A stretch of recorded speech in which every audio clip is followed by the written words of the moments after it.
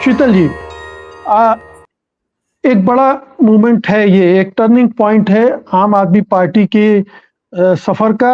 यहाँ से वो कहाँ जाएगी, बिखरेगी, एकजुट होगी, और ज्यादा संगठित होगी, कैसे लड़ेगी, ये तमाम सवाल उसके सामने हैं। पार्टी ने कहा है कि हम सुप्रीम कोर्ट जाएंगे, अपील करेंगे। क्या आपको लगता है कि अभी ये गुंजाइश तुरंत कोई फौरी राहत की है सुप्रीम कोर्ट से, या अभी केजरीवाल को जेल में रहना है और उन्हें तय करना है कि भाई अब सरकार वो वहीं से चलाएंगे या किसी और को ये काम करने देंगे? देखिए, अभी तत्कालिक तौर पर तो वे प्रयास करेंगे कि सुप्रीम कोर्ट में इसकी जल्दी से जल्दी सुनवाई हो जाए। इतनी जल्दी सुनवाई नहीं हो पाती है इसमें, लेकिन हाँ, मुख्यमंत्री का मामला है, सुनवाई तो होगी। अब उसमें 2 हफ्ते लगेंगे, 1 महीना लगेगा या चुनाव बाद होगी, नहीं कहा जा सकता है, कोर्ट तय करेगी। लेकिन वो हाई कोर्ट के इस फैसले के खिलाफ सुप्रीम कोर्ट जाएंगे, ये तो पहली बात है। दूसरी बात है कि वो दिल्ली की सरकार का क्या करेंगे, जिस पर एक दूसरा खतरा ऐसे आ रहा है कि एलजी ने गृह मंत्रालय को पत्र लिख दिए हैं यहाँ की वैधानिक परिस्थिति के बारे में। हम समझ ही सकते हैं कि एलजी ने ऐसा किया होगा तो क्या गृह मंत्रालय को पहले से भान नहीं होगा, या दोनों में आपस में बात नहीं हो रही होंगी, या ये एक समझा बूझा प्रयास नहीं होगा। इस बारे में कोई कयास लगाने की जरूरत नहीं है, हम सभी जानते हैं कि ऐसा एक साथ समझ बूझ कर ही हो रहा होगा।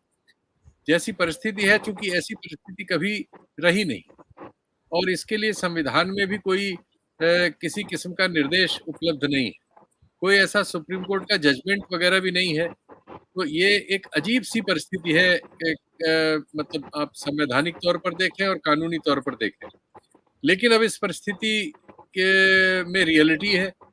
अब इसके खतरे ये हैं कि एलजी साहब अगली सिफारिश ये करें कि चूंकि यहाँ कानून का राज नहीं बचा है तो राष्ट्रपति शासन लगा दिया जाए। तो क्या केजरीवाल ये जोखिम उठाना चाहेंगे राजनीतिक रूप से? क्या बीजेपी इस जोखिम में केजरीवाल को डाल के इसके राजनीतिक बूमरैंग होने का खतरा उठाएगी? ये दोनों तरफ से आकलन इसका हो रहा होगा। अभी जो फैसला ईडी के डेवलपमेंट से हुआ जिसमें केजरीवाल गिरफ्तार हुए, उसके बाद जो कुछ माहौल हमने देखा मीडिया में और चर्चा में, उससे मुझे नहीं लगता कि बीजेपी को लाभ हुआ होगा। उससे तो ऐसा लगता है कि विपक्ष को ज्यादा चर्चा मिली और वहां से चर्चा मिली जहां उसको चर्चा नहीं मिल रही थी, जहां से वो ब्लैकआउट था। उन मीडिया हाउसेस में भी उस पर चर्चा हुई और चर्चा करनी पड़ी, आप ये भी कह सकते हैं। नहीं, उसमें लेकिन सोने शीतल जी, आज के फैसले में जो कुछ कह दिया है हाई कोर्ट ने, वो तो एक तो अब उसको डिफेंड करना विपक्ष के लिए भी बड़ा मुश्किल होगा। देखिए, किसी के लिए भी मुश्किल है, सबसे ज्यादा तो आम आदमी पार्टी के लिए मुश्किल है। लेकिन विपक्ष अब एक स्टैंड ले चुका है केजरीवाल की गिरफ्तारी के खिलाफ, वो दिल्ली में रैली कर चुका है।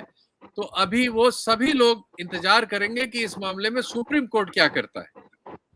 अभी वो तो एक राजनीतिक स्टैंड है लोगों का, लेकिन उससे इतर जो 2 चीजें हो रही, मैं इसलिए उस पर आ रहा था कि क्योंकि सरकार एक दूसरी वजह से खतरे में है, क्योंकि मुख्यमंत्री जेल में, और सुप्रीम कोर्ट ऐसा नहीं है कि कल ही इसकी सुनवाई कर लेगा, जैसी उनका एक प्रणाली है।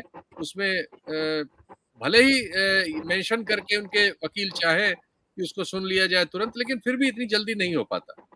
तो अभी की परिस्थिति में दूसरा जो खतरा सरकार के ऊपर आ गया है, इस फैसले से ताकत मिलने से, इस फैसले से सरकारी और ईडी के तर्क को एक ताकत मिल गई है, क्योंकि उन्होंने कई ऐसे उसमें वर्णन कर दिए हैं आदेश में, जो औसतन कोर्ट्स मुंह से तो बोल देती हैं कई बार, लेकिन लिखती नहीं है, क्योंकि लिखने का जो अर्थ होता है वो ट्रायल के लेवल तक ये चला जाता है कि हाई कोर्ट तक ने मान लिया कि आप मुजरिम हैं, आपने ये गलती की है, और वो फिर ट्रायल पे असर डालता है। ज्यादातर ऐसे मामलों में ये भी लिखा जाता है कि ट्रायल में इसको ट्रायल से निरपेक्ष रखा जाए इसे, ऐसा भी इसमें नहीं लिखा गया है।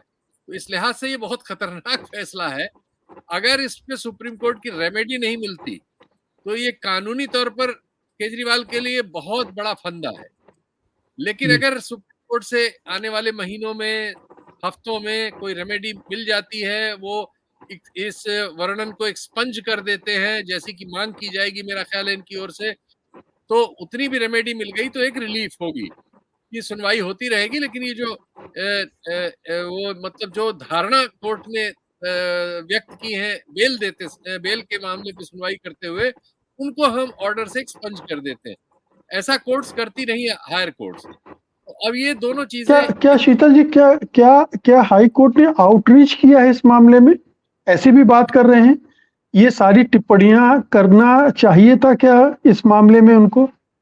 देखिए, हम लोग उस स्थिति में नहीं है कि हमारे पास वो दस्तावेज हो जो उनके सामने है, इसलिए ये कहना हमारे लिए ठीक नहीं होगा। हमें तो प्रतीक्षा करनी होगी कि इससे बड़ी कोर्ट इस मामले में क्या करती है। मान लीजिए बड़ी कोर्ट भी न्याय नहीं देती तो हमारा ये कहना तो एकदम गलत हो जाएगा, और मतलब हमारी आउटरीच हो जाएगी एक्चुअली जुडिशियल प्रोनाउंसमेंट पर। तो जी। हम अभी इसको इतने तक रखेंगे कि जो हमारे सामने है उससे क्या क्या नतीजे निकलते हैं। सत्य हिंदी का ऐप डाउनलोड करें गूगल प्ले स्टोर पर।